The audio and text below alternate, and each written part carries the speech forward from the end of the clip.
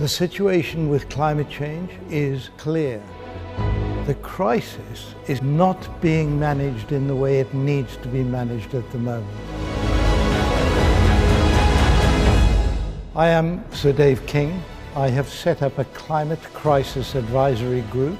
The group represents the international experts on climate change to be available to the public, to policymakers, and to the media around the world. We need action now. What we as humanity do over the next 5 years will, in my view, determine the future of civilization.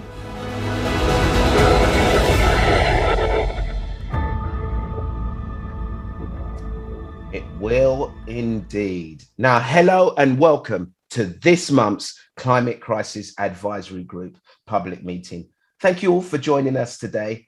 And with every one of these monthly meetings that goes by, I'm reminded that our time to take action, our time to put a stop to our planet's escalating climate emergency is growing ever shorter. The impact of the climate crisis is already playing out, subjecting our planet to new, chaotic and extreme weather events. But the scary fact is that these are just the warning signs. The situation will only get worse without urgent intervention. Now, it's our own inaction that has got us to this point, and the changes we decide to make in the next 5 years to 10 years alone will determine the future of our world for the next millennium. So what decision must we make now to achieve a manageable and equitable future for humanity? Today, we're going to take a deep dive into the role that carbon removal has to play in tackling the climate crisis. Here to discuss this lofty topic with us, we have special guests, including former BBC science editor, David Shukman, New Scientist journalist and podcast host Rowan Hooper, the Brazilian climate journalist Margie Rodriguez, and John Burke, the UK decarbonisation expert.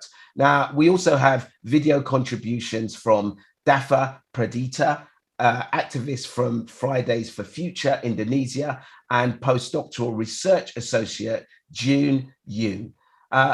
Thank you all for joining us today. But before I open the floor to our special guests, I'd first of all like to invite Sir David to unmute and to introduce the topic and what it is we really mean when we talk about carbon removal. Over to you, David. Thanks very much, Ade. Let me just very quickly give a background to the discussion today. The world has an interconnected weather system, which ebbs and flows across continents and oceans, and the whole planet is facing new extreme weather events as the impacts of global warming play out. The ultra-extreme events of 2021, that polar summer period in particular, and 2022, that is producing fires, droughts, floods, sea level rise, food production pressures, and so on, are the result of this global shift that has already happened with a temperature rise above the pre-industrial level of 1.35 degrees centigrade. That's where we are today. And so what we believe is required is a comprehensive strategy to meet all of these challenges and create a safe future for humanity.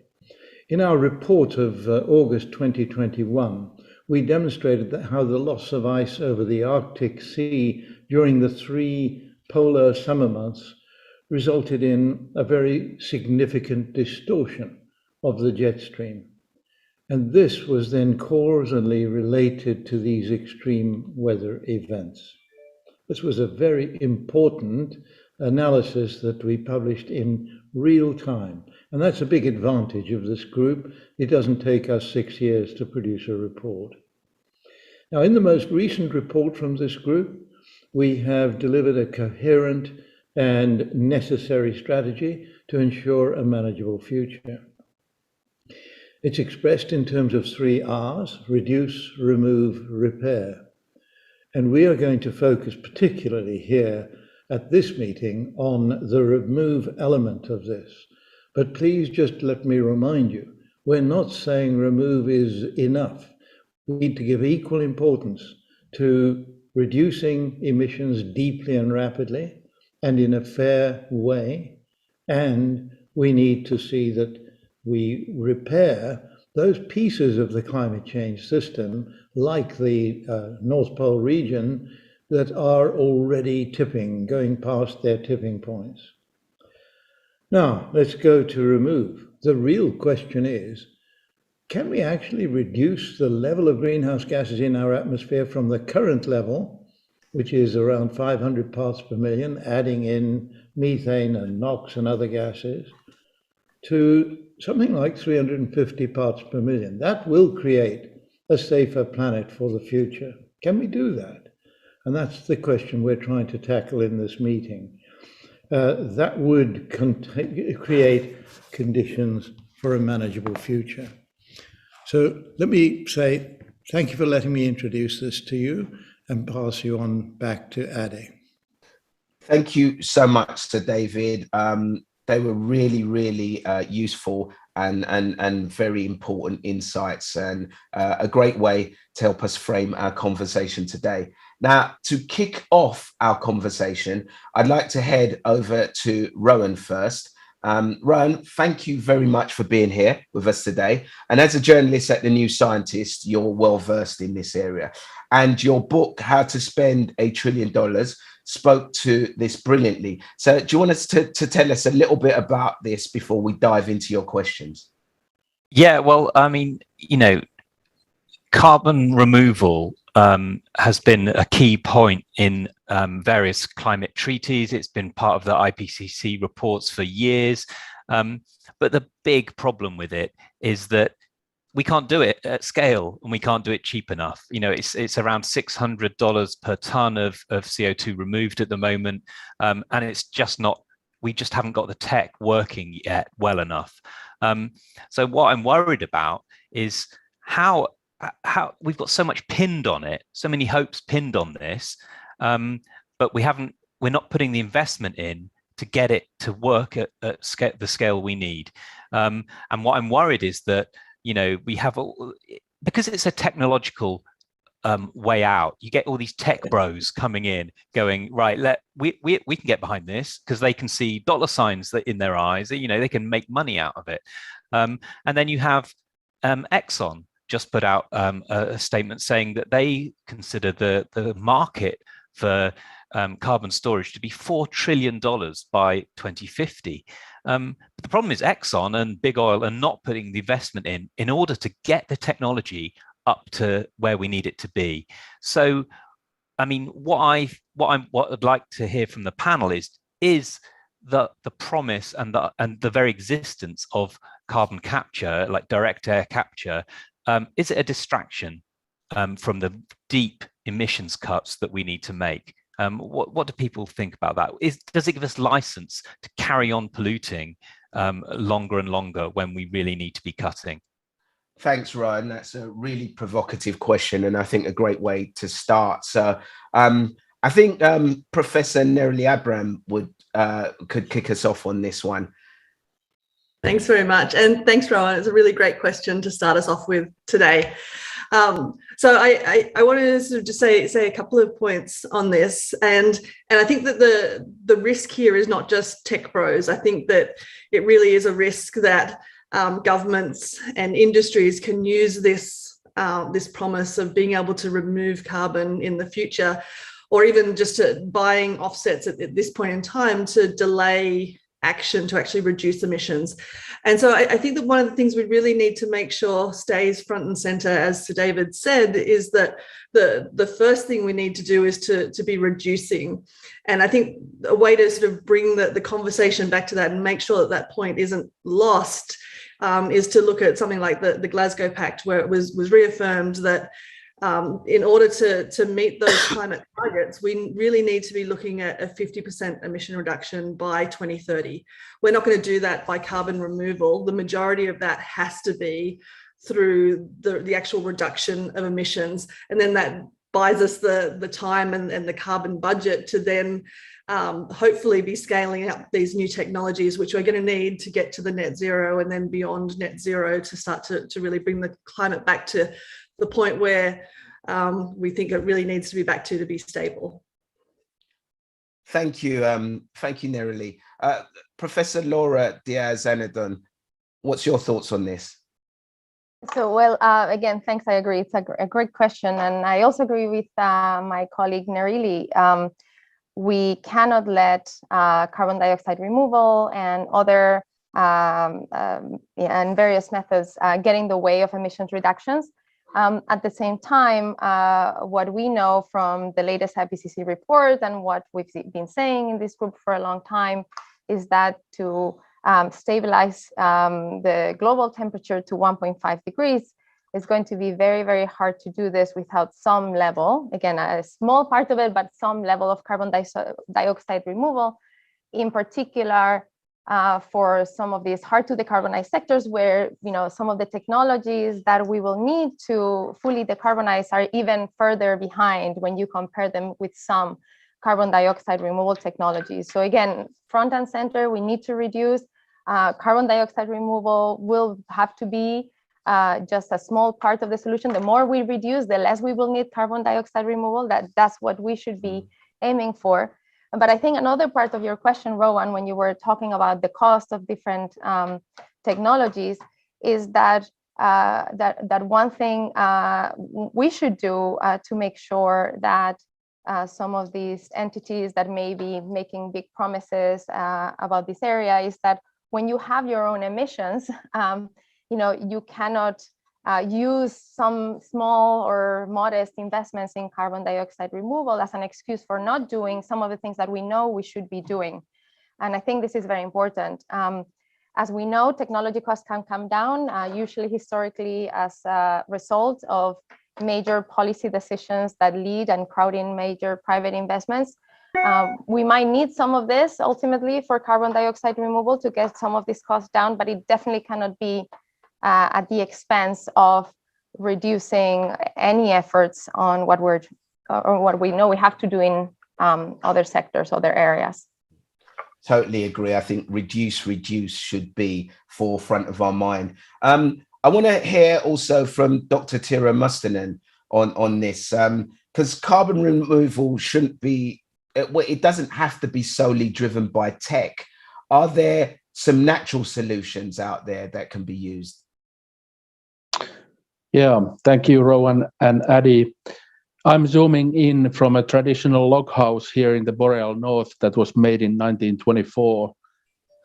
And in that one sentence, I think I have my answer, which is that what were the things that were built 100 years ago that can still stand today and service humanity, or in this case, the traditional occupancy on the land, just to bring a little favor from the snows of Karelia.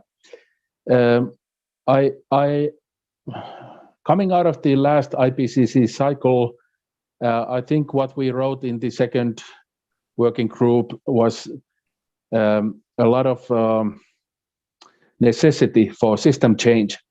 So the future that we will face cannot be met with the tools and strategic thinking that service does in the past. And that's what we get also from a lot of the marginalized groups like indigenous peoples and others. And centered to this notion is equity. The second important notion is nature as it really is. And that's why the answer to your question, or Rowan's question, and solutions that are to be found in nature have to do with things like large-scale ecosystem restoration, rewilding where applicable, meaning providing space and time for nature to come back and restart, for example, peatland ecosystems that are drawing down CO2. Now here, to conclude, here in the north, of course, we are in a special nexus of those two things that Sir David was talking about. The mean temperature change here will be 4 to 8 degrees, depending on where you are. And secondly, 1/3 of world soil-based carbon is still here.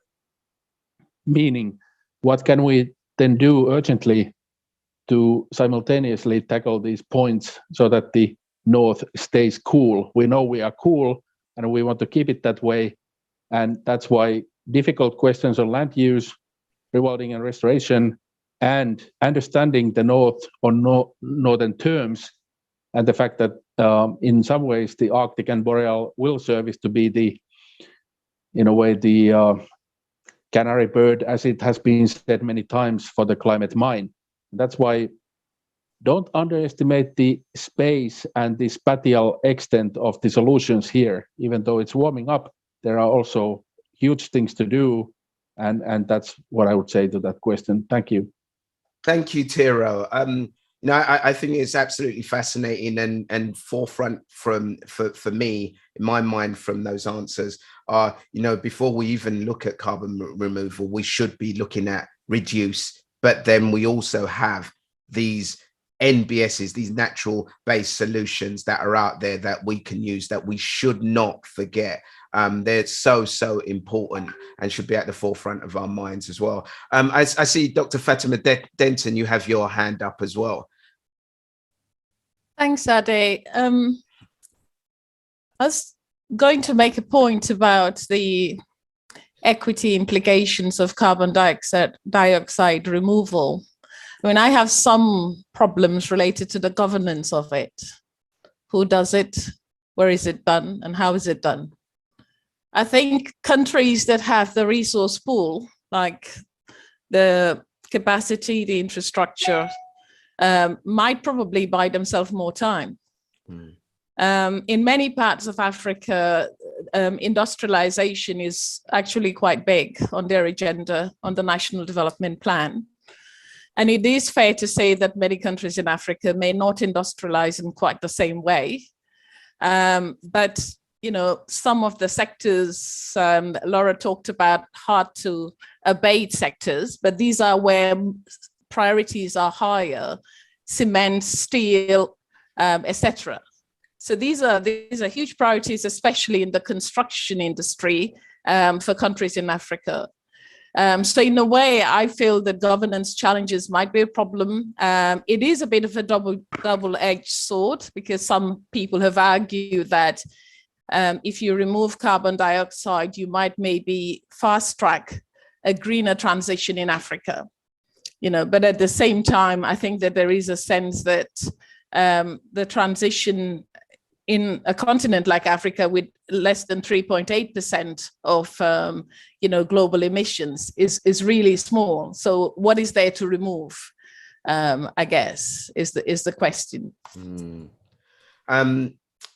Always bringing in pertinent points there, Fatima. I love that. And what makes this panel, I think, and this group so special is that we are getting voices from all over the world. We are getting ideas, we're getting opinions that come from global minds. And I think that's so important, because we often can get caught up in just hearing ideas from the West. And I think from that, Fatima, I'm taking, if we are going to end this climate crisis, we've got to do it together.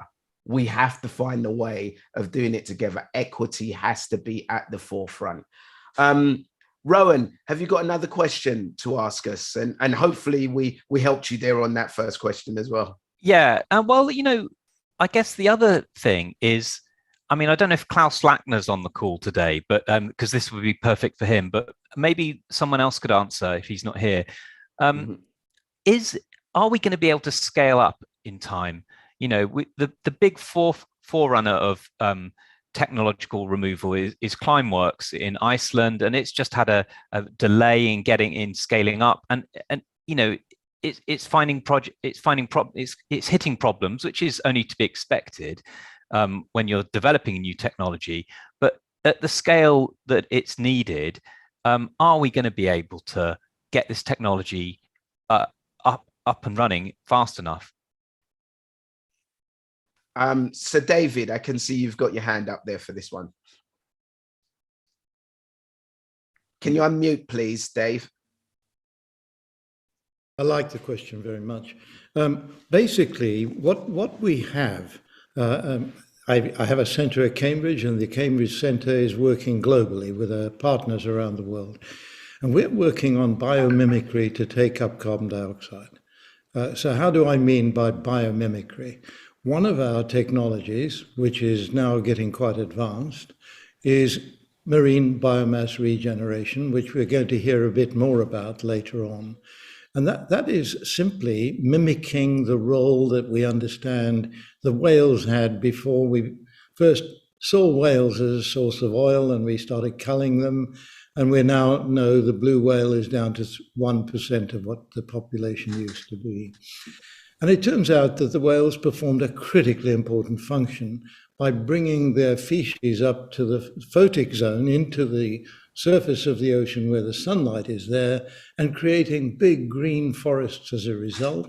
And those forests then produce fish, and all of the sea-going creatures emerge from those forests. So what we want to do is try and mimic the business of spreading whale feces on the surface of the ocean. The first experiment is now being conducted. It's just coming to an end in the Arabian Sea. We can tell you some more about it later on. But I think that's the way to go. And frankly, how much might we capture? Today we're emitting 50 billion tons, probably. I mean, if I add in methane at the right level, it's in excess of 40 billion tons a year globally. We need, I believe, to remove 20 to 30 billion tons a year. So we have to use every possible technique, and I would always go for biomimicry techniques. That's really my favorite, because these are techniques that are proven in nature. But I think it's critically important to understand this is not to allow countries to go on emitting at 40 to 50 billion tons a year. That's not the object of the game. And so our first statement is about reducing emissions. I just want to underline that point. However successful we are, and by the way, I feel that we will be successful and maybe even remove tens of billions of tons of carbon dioxide a year, but it's years away. And in the meantime, we're in a deep amount of trouble. Just looking at where we are today, 1.35 degrees centigrade above the pre-industrial level, we are in trouble. And that's what I'm saying about the tipping point in the Arctic Circle region effectively going. We've got to act quickly now with all three R's in our little parade of R's. Thank you, David. Thank you. I just can't reiterate enough, as you said there, Dave. If we want to deal with this crisis, we got to think, first of all, when it comes to our emissions, reduce, reduce, reduce, reduce, and reduce. No, seriously, it sounds like I'm making a joke about it, but it should be at the forefront. Rowan, have you got another question for us? Well, I mean, so David just touched on it then, all the other methods that there are. So, you know, another one I like is enhanced weathering and putting rock dust onto fields and speeding up the natural process of drawdown. And there's some great results coming out of Sheffield on that. And I'd love to see some more investment put into that. But it all comes back to the investment and what the, you know, people like Exxon, for example, you know, saying that there's going to be this $4 trillion market. We've got to see investment, but not just in direct air capture, but in all the other things. You know, the sort of mimicry, the marine ecosystem mimicry that Sir David's mentioning, enhanced weathering, but also just peatland restoration and protection across the world, ecosystem restoration across the world. You know, you don't hear all the tech bros talking about that, but that's got proven and multiple beneficial. You know, it will benefit biodiversity as well. Maybe we should call them that. Maybe we should call them eco bros. You know? Well, I wish they were. You know, that would be great. That would be a great use of some of these, some of the billions of dollars that are being chucked around. So yeah, I mean, the point really is that I'd like to see. We're going to need to tackle the problem, as you say, with multiple ways, through natural processes, through ecosystem restoration, as well as through the tech stuff and direct air capture. So, you know, what do the panel think we're looking at the balance of how are we doing with this at the moment, with these all, you know, getting the investment into all these different processes? Are we getting enough investment into these important processes? I think is a summary of the question. Near getting enough. So David, did you want to reiterate that? It's all in its infancy. We're just beginning, but it is rolling forward now at quite a rate. Do we think this is down to in part knowledge, that there's not enough knowledge of what can be done and what's possible, or is it to do with will? We certainly need more research. We certainly need more money. We need to also reach out to the public and explain what we're trying to do so that more money does flow in. Great. Tiro, I saw you just raised the hand there. Thanks, Ade and Rowan. Maybe I could just add in as a kind of a science practitioner. For the past 5 years, I have been leading a landscape rewilding program here in Finland that is positively influencing about 35,000 hectares of peatlands, northern forests, lakes and rivers. And if you try to learn from those years in terms of what are the gaps and what are the needs, we could scale up really fast. The potential in Finland alone is about 5 million hectares of peatlands that would be keeping carbon on the ground, I mean degraded peatlands that could be rewilded, restored. So that's not going to save the planet, but it's a big step for regional action, and it would come with the benefits that Rowan was talking about: biodiversity, local community engagement, even some indigenous engagement, and support European flyway of birds, because of billions of birds that will come from you to here. Actually, right now, we are seeing the first sandpipers and others arriving. However, when we have spoken, and this program, I should make it clear, is a non-profit and conservation program that doesn't generate anything except for the planet. However, the point that I want to make in one sentence is that a lot of companies, a lot of multinational corporations have come and taken contact with us because we are fairly known, and they have offered carbon credits or investment on which they expect a result.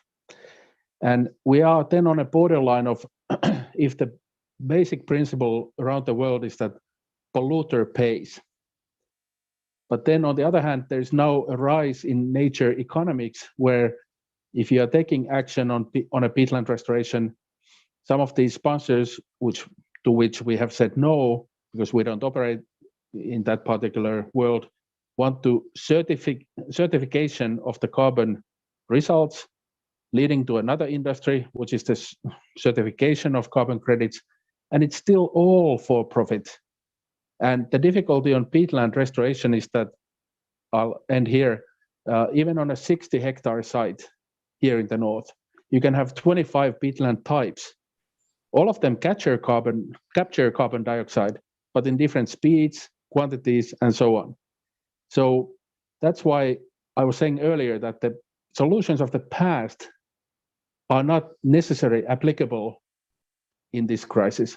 And we should take a lot of action. We need investment. We are ready for that, for example, on the Arctic and northern peatlands, but it can't be replicating something that doesn't work.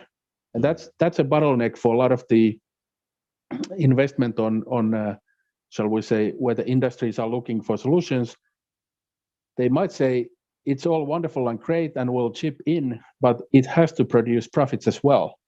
And I'm personally a little bit mindful of that, because if these ecosystems were degraded or affected in the first place, or climate, shouldn't it be a primary mission just to get the job done and get them back in line and servicing CO2 drawdowns?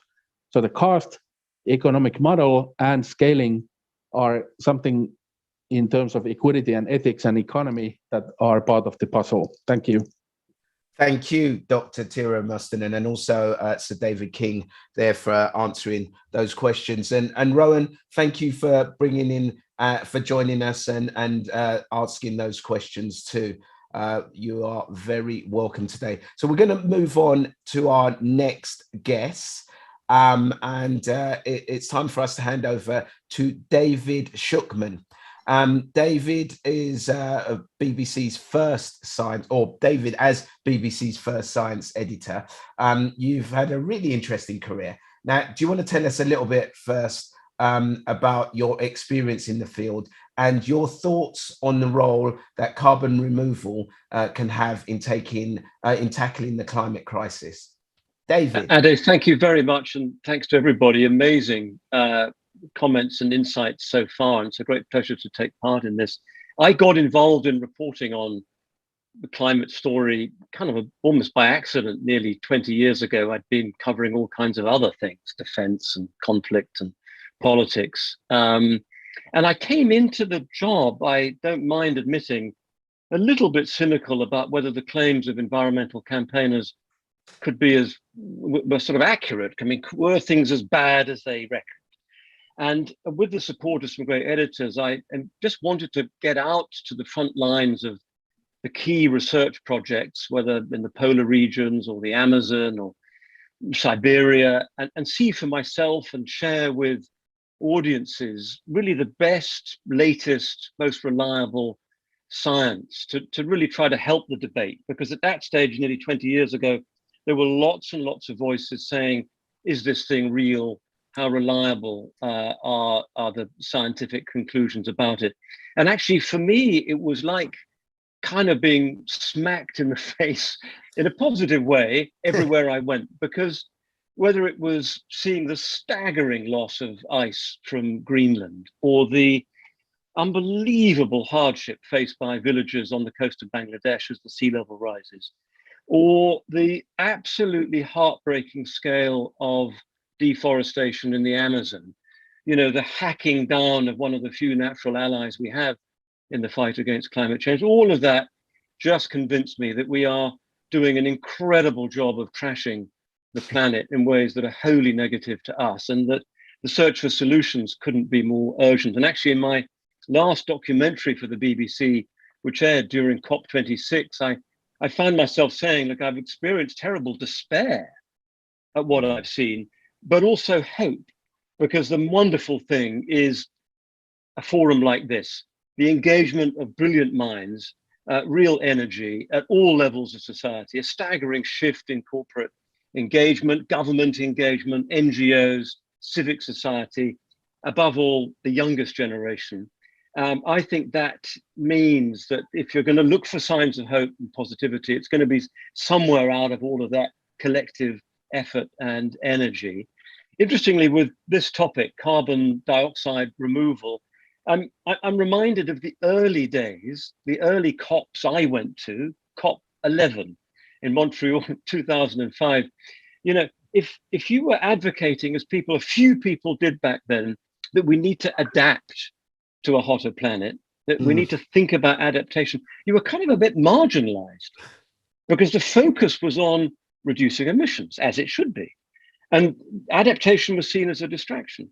And then along came a few people saying, well, maybe we need geoengineering, and maybe we need to experiment in different techniques to conduct that. And they got howled down, right? So I think, you know, in many ways, the debate has shifted as the degree of urgency has become more apparent, as the science has become so much stronger. So here we are now, and I'm really impressed by the way that the 3 R's, you know, the first R is reduce. I mean, that's absolutely, from my perspective, completely critical that remains the emphasis. But, you know, maybe slightly coming out of the margins is this whole idea of how do we remove the stuff from the air? Fascinating what Rowan was saying. I mean, look, as a TV journalist, very easy to be seduced by direct air capture, big shiny machines.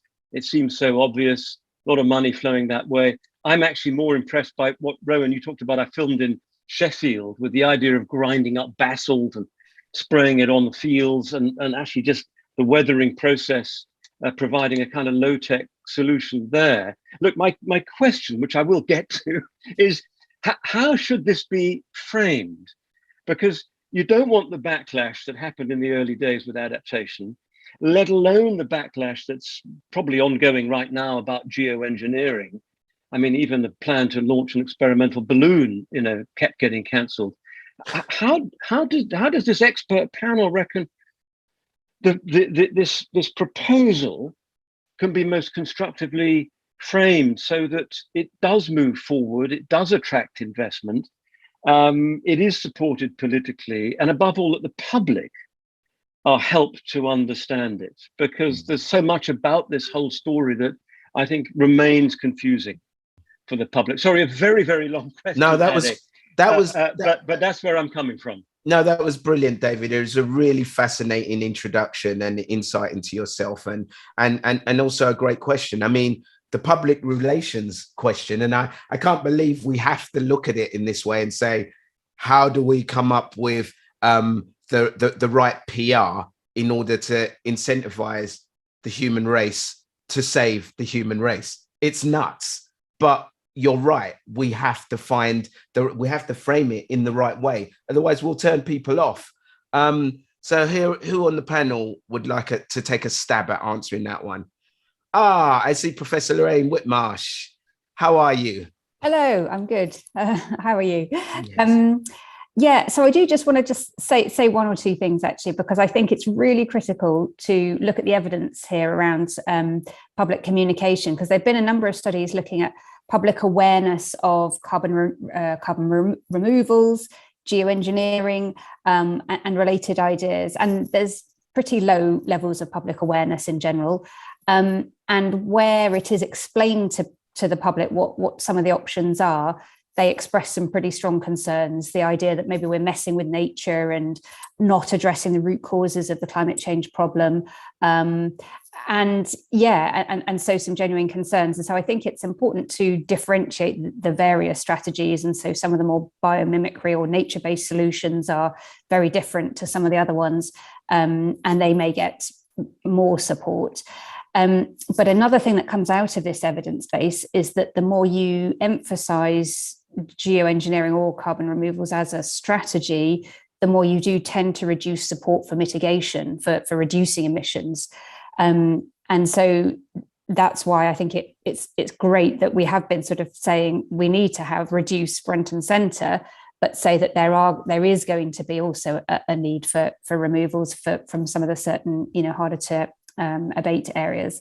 So definitely in terms of sort of public communication, keeping the reduced front and center is critical, because otherwise you have this sort of moral hazard that people think, oh, brilliant, we've got a technological solution that will just suck the carbon dioxide out of the atmosphere, so we don't need to change.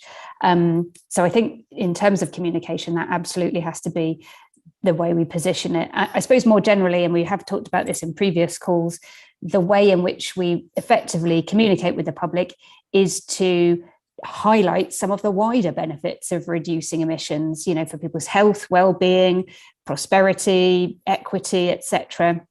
The latest IPCC report actually says that there are enormous co-benefits, wider benefits from mitigating and adapting to climate change. So the more we can emphasize that, I think the more we can get people on board with tackling climate change. And yes, you're right that it is an existential problem, so we shouldn't have to persuade them.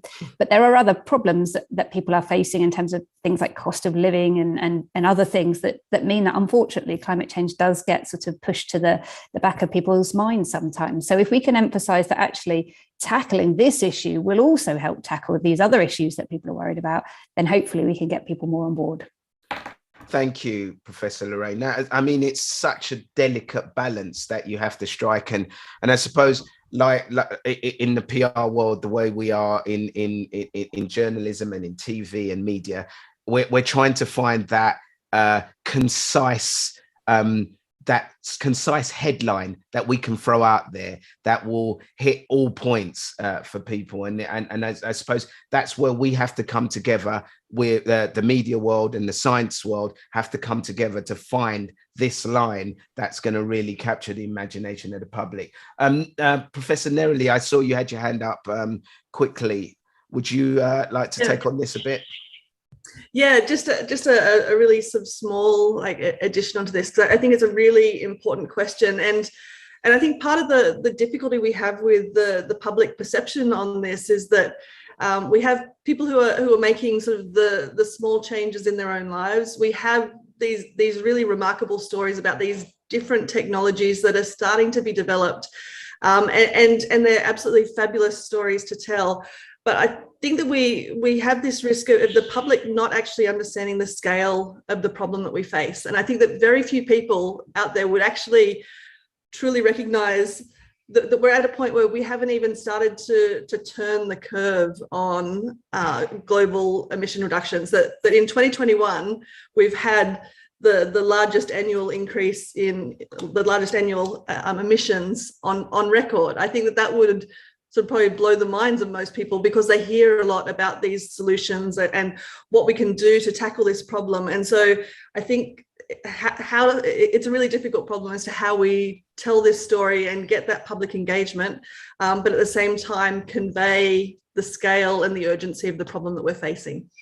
Thank you, Professor Neroli. I think we got to stray away from this thing that started to happen where we feel afraid to keep it real with people and to tell people what is actually happening, what is really going on there. And sometimes we just have to get out there and say, these are the facts, and not sugarcoat them. And I think that's gonna really help now. I think in my mindset, that's where I'm going at. I tended to be someone who kind of trying to find a way to always keep the positives in there. And I will do, but I think part of my message, David, would be we have to try and keep it real with whatever we say, whatever headline we try to put out there about this.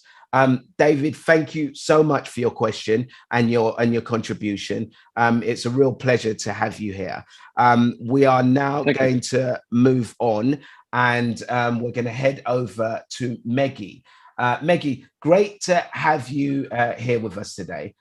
Please tell us about yourself and the work you're doing to cover the climate crisis. Thank you, Ade. Hello, everyone. So I'm Margie Rodrigues. I'm a science, environment, climate journalist from Brazil, and I'm covering the crisis from Brazil. And I started covering the climate crisis back in 2014, while I was doing a master's degree, and there was this magazine in my university specialized in climate change. And that's when I heard the first time about mitigation, adaptation, and the Anthropocene, which was a completely crazy and a new and different concept of what was actually going on. And it's so soothing to see that 5, 6, like less than a decade after, everybody's talking about this. So I can imagine what about David, who has been covering climate change for over 20 years, the change that we had in the public debate all over these years about climate change and the climate crisis. So it's really interesting to see all of this buzz going on about such important and defining, actually, issue. This is the most important thing that we all should be talking about right now. So many of the questions that I had, they were already debated, and it's really interesting to think about the framing. So taking from the last issue that we were talking about in here, the framing of how do we get real to people. And there is a lot of gloom and doom in the coverage of climate crisis, of climate change. And it's hard not to do so because the situation is really dire and it's really hard. And I wonder, what can we do as journalists to convey not only the solutions, the scientists there all the time, like every IPCC report that we see coming out, they are like, yes, the problem is huge. We have a huge challenge before us, but we can do this. We can solve the problem. And it's much more of a political problem, a political issue, than a technological or economic issue. So the first thing I would like to convey here is to, hear more about how can we communicate this in a better way, and having in mind that we have a lot of disinformation in place. So it's like, it's we trying to say something. It's we, as journalists, reporting and trying to get all the facts right. It's a hard science. It's a hard political imbroglio. I mean, everything about climate change is really hard to communicate. And then you have this tons and tons and tons of misinformation from from the industry. Like we know, if you have read any of the research that has been done in climate misinformation, we know that since the 70s and the 80s, in the United States, for example, we have lots of campaigns from the oil companies, and we have a lot of we have a lot of misinformation from not only the oil, the big oil, but also the big ag. So we have misinformation coming from all over, and we are an island basically in journalism, trying to to stave this off, like, and trying to tell people what's really going on. So how do we manage to get to get people what's the real thing when we have this sea of misinformation out there? I think it's probably the key question of our time. How do we deal with misinformation? Because we've got so much out there and so many sources of information. So thank you so much for that, Meghie. I want to throw this over to Professor Johan Rockstrom, who's just joined us to see what your thought, or to hear your thoughts on this.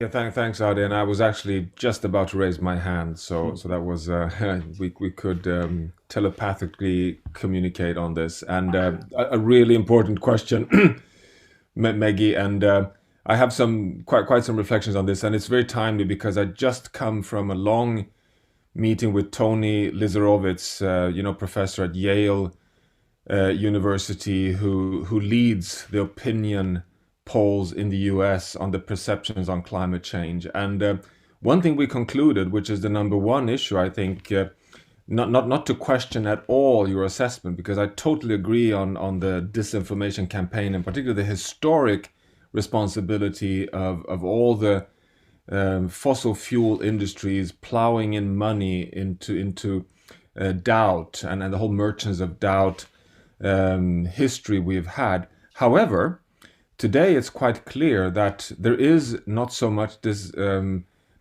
denial remaining in the world. And where do we find it? Well, we find it in the Anglo-Saxon world. It is in Canada, the US, the UK, Australia, and that's basically it.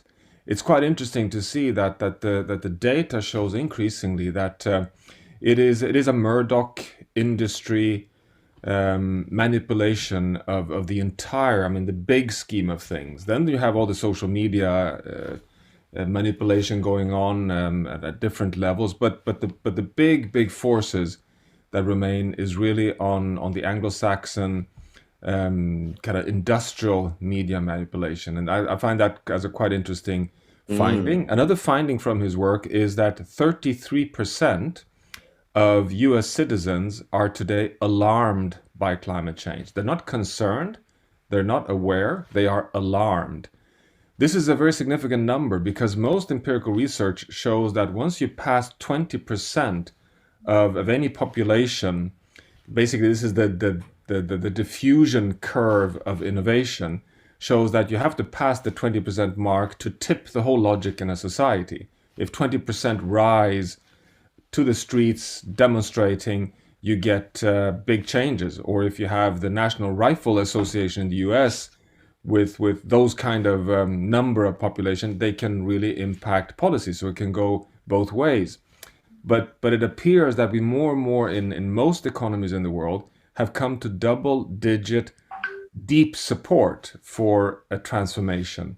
And that is something that I think media should focus in much more on, not so much on defending against one fringe of the population, namely the denialism, but rather investing even further in the rising, the significant minority, so to say, still not a full majority, but a very significant minority, 30% is a significant number, who are really wanting to learn even more and move much faster.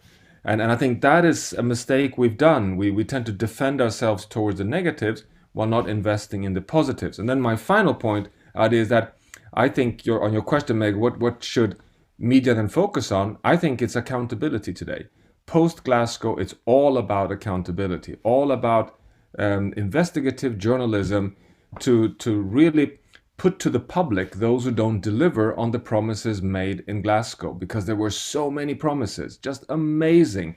100 countries on net zero pathways, every company in the world with some credibility aligning with the carbon law of cutting emissions by half every decade, the methane pledges, the deforestation pledges. You have it all quantified.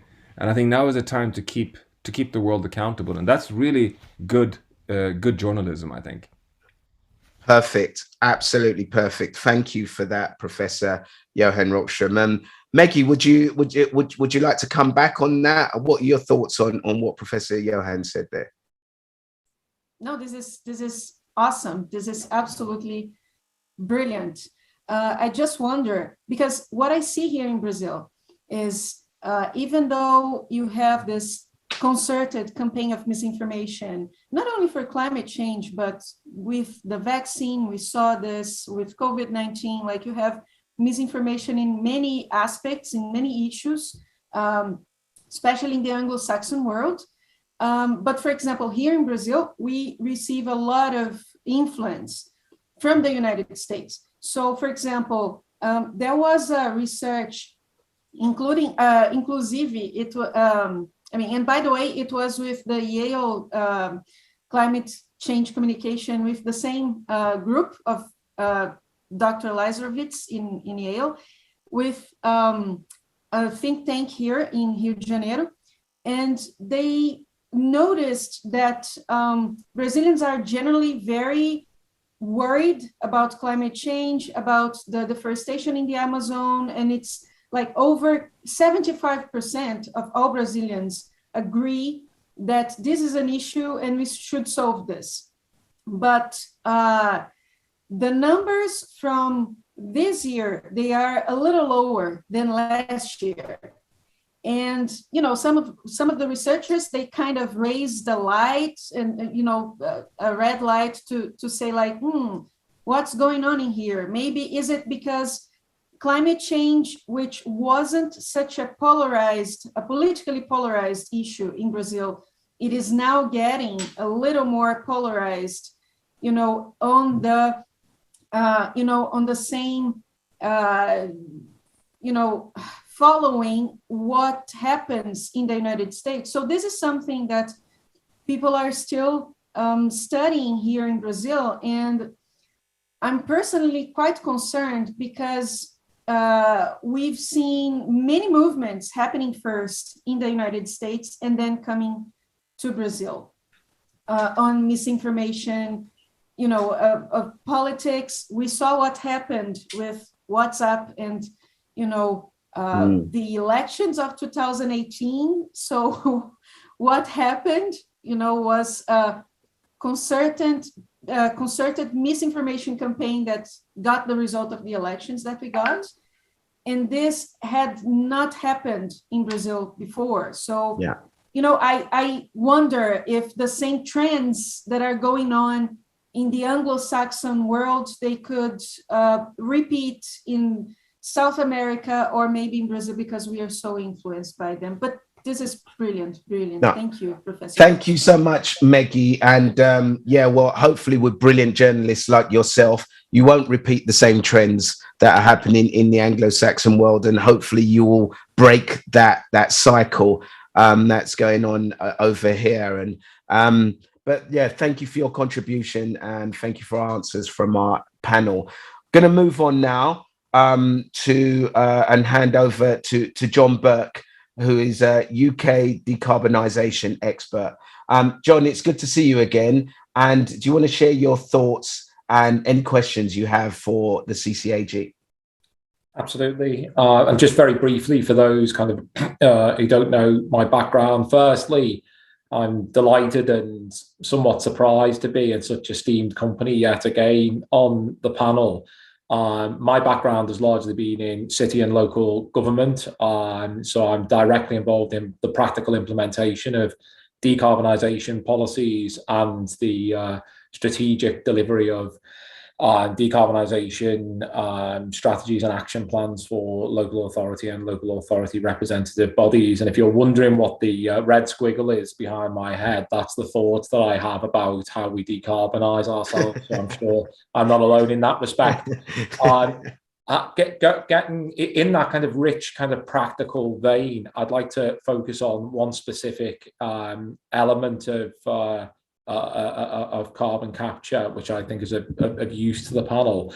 The Royal Society and the Royal Academy of Engineering estimate that that building with biomass, that is with construction grade timber, has the potential to sequestrate around a billion tons of carbon per annum from the atmosphere, and that's allied to a broader strategy around afforestation, which could sequestrate up to 20 billion tons of carbon per annum. And both of those organizations estimate that the technological readiness of those two practices is 8 to 9 on a scale of 10. Now, my question for the panel is, while there are understandable concerns about how commercial forests and forestry can crowd out sensitive ecosystems and other forms of natural sequestration, such as peatlands, there appears to be a more general aversion to the idea of growing forests for commercial purposes within the environmental community. Is our sentimentality about trees and forests holding us back from delivering the huge sequestration potential of timber construction and the displacement of concrete and steel from the built environment with carbon storing timber? I like the question, John. It's a great question, really. And it's one of the things with solving this climate crisis. It throws out so many conundrums for us. Let me go straight over to the panel. I saw, Sir David, you had your hand up there. Let's hear your thoughts. So very quickly, I just want to say that managed forests, and by managed forests, I then need to look at the utility of the wood from those managed forests. If we're just going to use them as firewood, not the right idea at all. If we are going to develop managed forests in order to create more of the built environment, and of course we've discovered that plywood can be exceptionally strong for the built environment. I think the UK's regulations, by the way, are way behind many other countries on this. We've got 10 to 15 story buildings going up in Canada and in Japan and elsewhere, simply made out of plywood. This has to be a significant step forward. So I think the hard-headed view of the issue of managed forests is that we need them. This is an important way forward.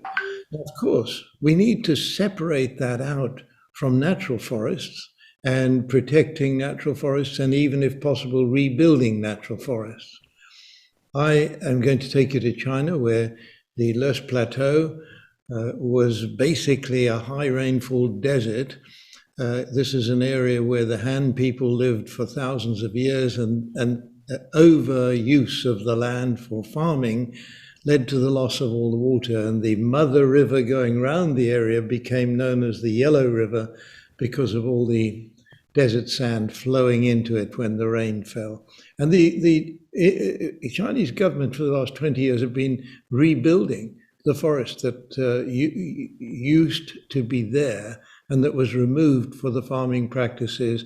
It all ended in about 1400. So how well are they doing? Surprisingly well. I think many ecologists thought that they wouldn't be able to revert to natural forests, but they are emerging very strongly.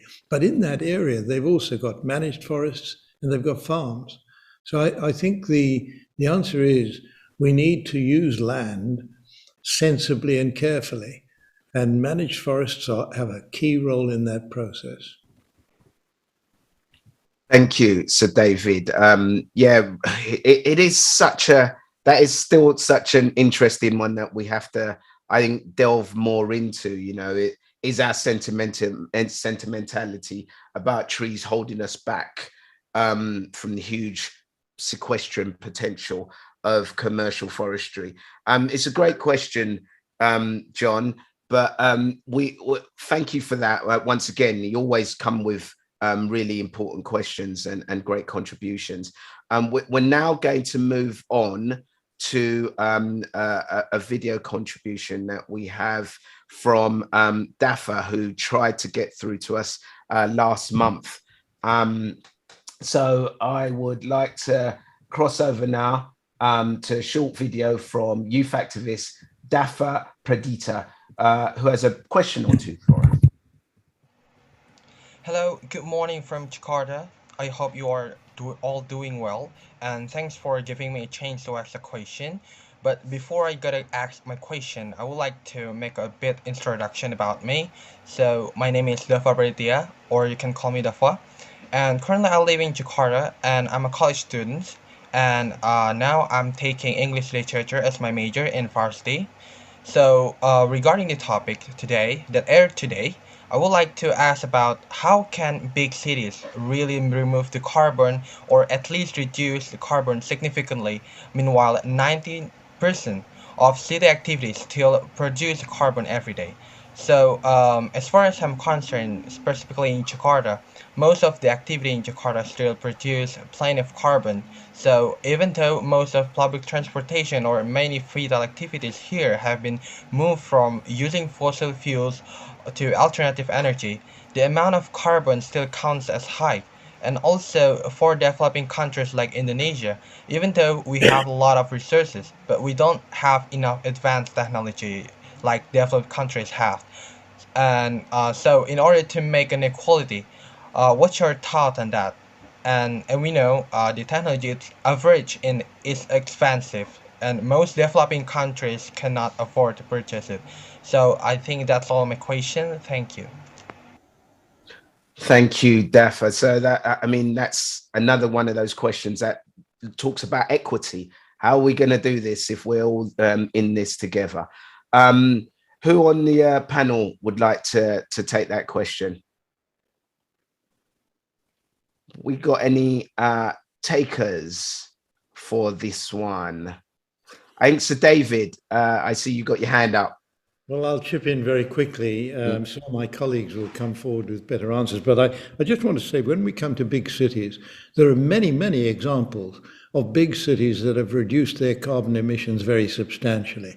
And I would simply say, look at Barcelona, look at cities around the world that are focused on delivering this. The C40 mayors, for example, have asked to form some sort of partnership with this organization, CCAG, because they're very keen to see that their mayors, it's still called C40, but they've got 96 mayors. They say they'll change it to C100 when they get to 100.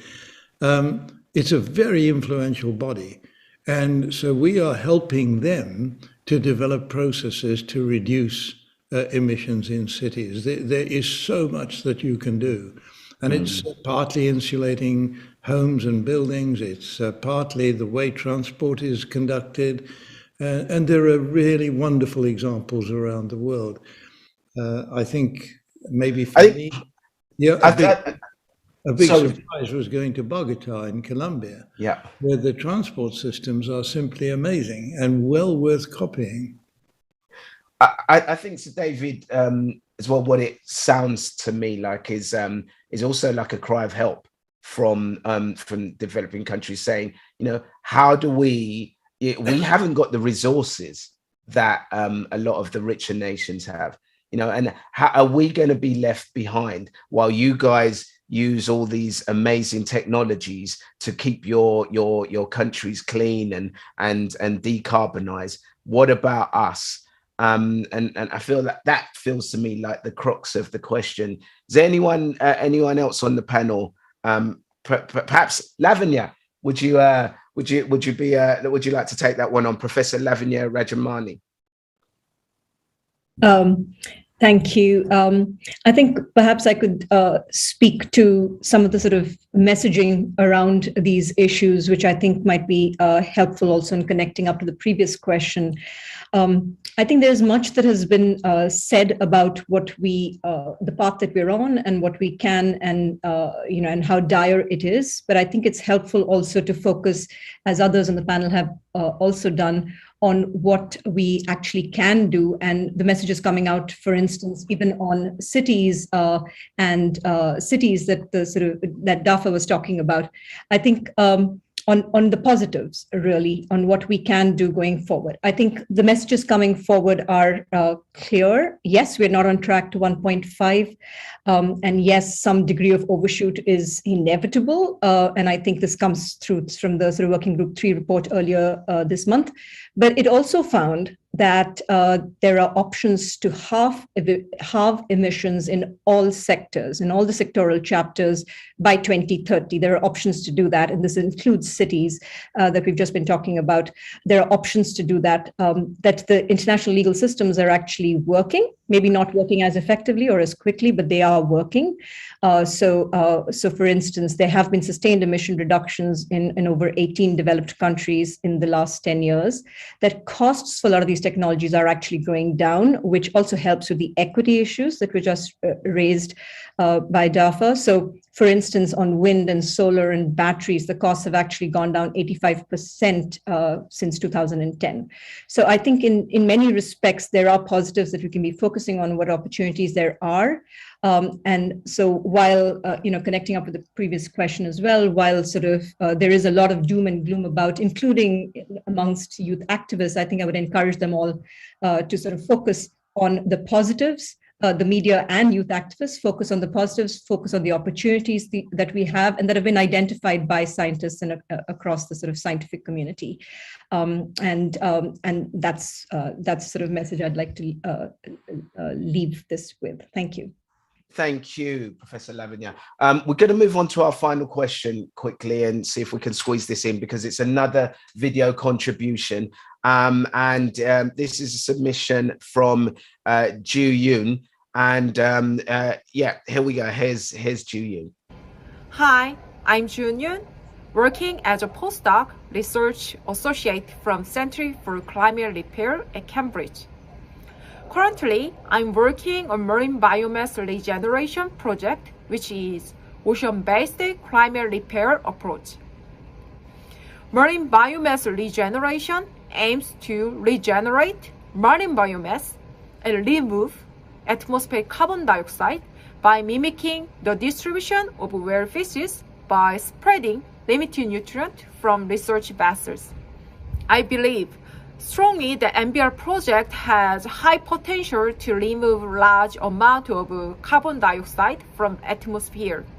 Sir David King, what do you think are the barriers to widespread rollout of such project? And how can CCAG help such project to overcome barriers to widespread rollout? Thank you.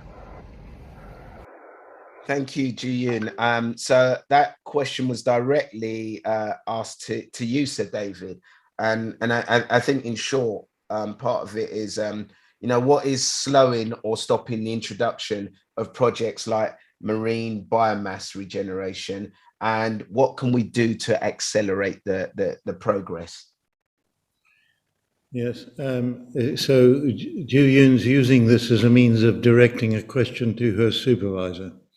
So let me just quickly say the difficulties we've been faced with in our work on the oceans has been part of that question that we discussed earlier, the negative public response to any form of action that involves doing anything on the oceans.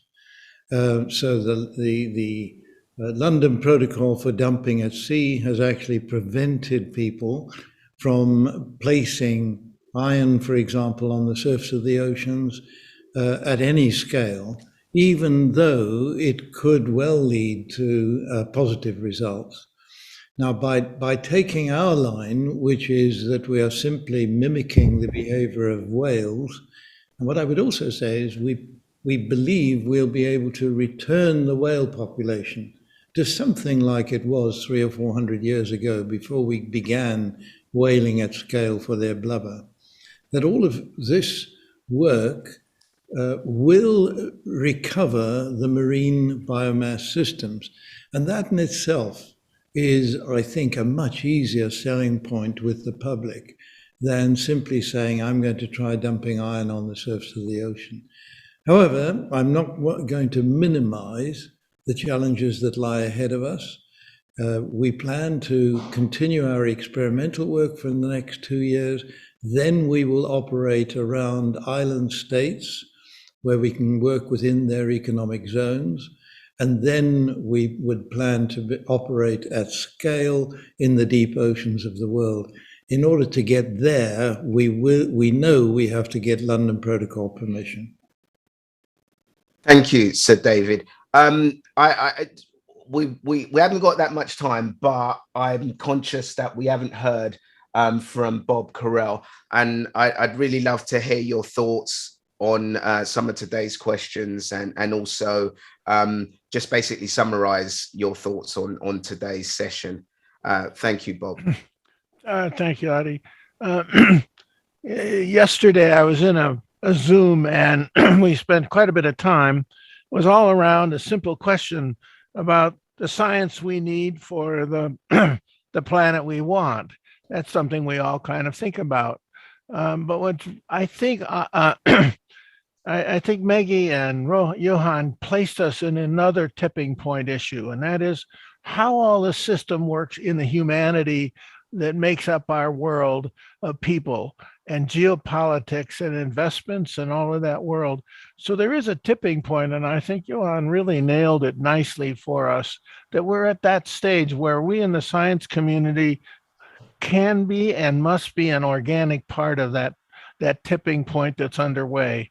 Many of us here have talked with those who control our future in our government, and they're sitting there waiting for that opportunity for the public to make that transition. So I want to compliment all of you for laying down all of the ways in which we can address these things, but it is underpinning at a tipping point in humanity.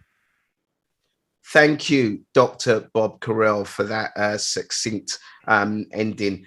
I think today has been absolutely fascinating, and I'd like to thank everybody for their contribution. It's been really, really good. Now, unfortunately, that's all we have time for today, but a huge thank you to our special guests for joining us at this month's public meeting. And as ever, thank you to our CCAG scientists for their time today.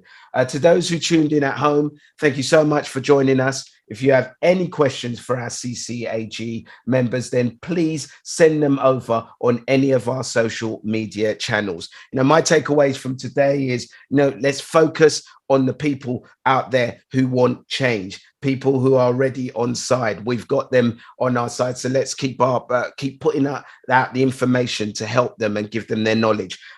Let's make governments, let's make leaders accountable, but most importantly, at the forefront of our minds, reduce, reduce, reduce. Right. We hope you can join us at our next public meeting taking place on Thursday, the 26th of May. See you then.